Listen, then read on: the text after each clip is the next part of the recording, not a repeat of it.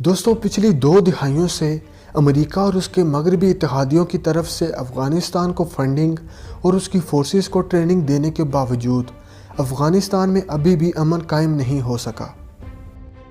2020 کے power index کے مطابق افغانستان دنیا کا 78واں سب سے طاقتور ملک ہے۔ تو دوستوں آج میں آپ کو افغانستان کی موجودہ فوجی صلاحیت کے بارے میں آگاہ کرنے جا رہا ہوں، مگر اس سے پہلے ہمارے چینل کو سبسکرائب کرنا مت بھولیے گا۔ تو آئیے جانتے ہیں۔ Man power. دوستوں افغانستان کی کل آبادی 3 کروڑ 49 لاکھ سے زائد ہے، جبکہ 1 کروڑ 43 لاکھ مین پاور موجود ہے، جن میں سے 81 لاکھ سروس کے لیے فٹ ہیں۔ افغانستان کی کل فوج کی تعداد 1,75,000 ہے، جبکہ کوئی بھی ریزرو فوج موجود نہیں ہے۔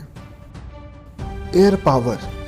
دوستوں افغانستان کی ایئر فورس کے پاس کل 260 کی تعداد میں ایئر کرافٹس موجود ہیں، جن میں سے فائٹر ایئر کرافٹس 0 ہیں، attack aircrafts 25، transport aircrafts 30، trainer aircrafts 0، special mission aircrafts 0، helicopters 187 اور attack helicopters 0 air force میں شامل ہیں۔ Land forces.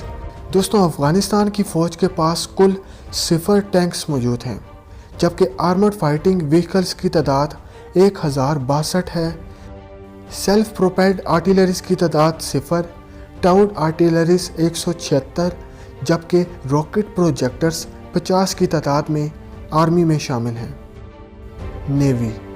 دوستوں افغانستان ایک لینڈ لاک ملک ہے، یعنی کہ اس کے ساتھ سمندر نہیں لگتا، اس لیے اس کی نیوی بھی نہیں ہے۔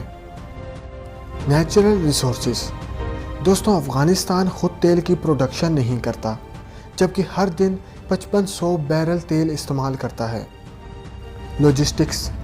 دوستوں اگر لاجسٹکس کی بات کریں تو افغانستان کے پاس کل لیبر فورس کی تعداد 80,000 کے قریب ہے، جبکہ 0 کی تعداد میں مارچنٹ میرائن اسٹرینتھ ہے، پورٹس اور ٹرمینلز 2 کی تعداد میں ہیں، جبکہ 42,150 کلومیٹر کی روڈ وے کوریج ہے اور 0 کلومیٹر کی ریلوے کوریج ہے، جبکہ 43 کے قریب سروسیبل ایئرپورٹس افغانستان میں موجود ہیں۔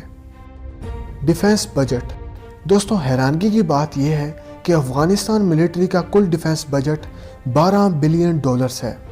اس کے برعکس پاکستان آرمی کا کل ڈیفنس بجٹ $11.4 بلین ہے۔ افغانستان کو اس کا ڈیفنس بجٹ زیادہ تر ایڈ کے طور پر ملتا ہے۔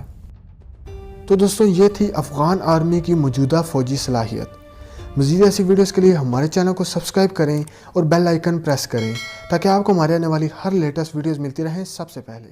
شکریہ۔